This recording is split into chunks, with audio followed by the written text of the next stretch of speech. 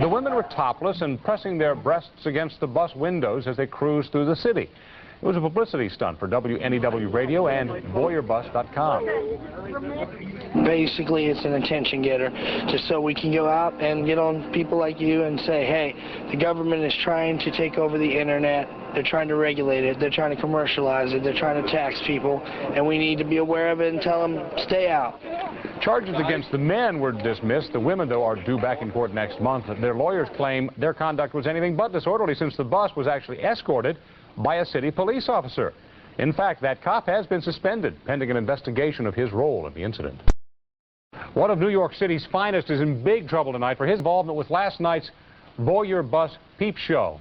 Quite a story. The officer was suspended for providing a police escort to this bus filled with topless women as it traveled through Midtown. It was a publicity stunt for the Opie and Anthony radio show. Police Commissioner Bernard Carrick outlined what's next for the officer involved. He has been suspended and will be spoken to through the appropriate process, and the investigation will conclude exactly what he was doing, and then the appropriate discipline will be administered.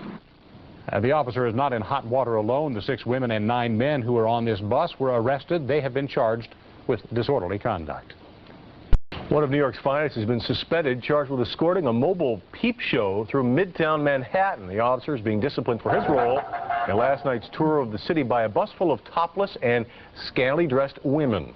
It was a publicity stunt for the Opie and Anthony radio show and an online site called VoyeurBus.com. Initially, I didn't believe. Today, top city officials say they are not amused by the apparent involvement of a police officer. It wasn't a hoax. We have a videotape of some of the incident, and he evidently was leading the bus or escorting it in some fashion. He has been suspended and will be spoken to through the appropriate process. The bus has been impounded, and the 6 women and 9 men who are on the bus are still in jail. They'll be in court tonight facing charges of disorderly conduct.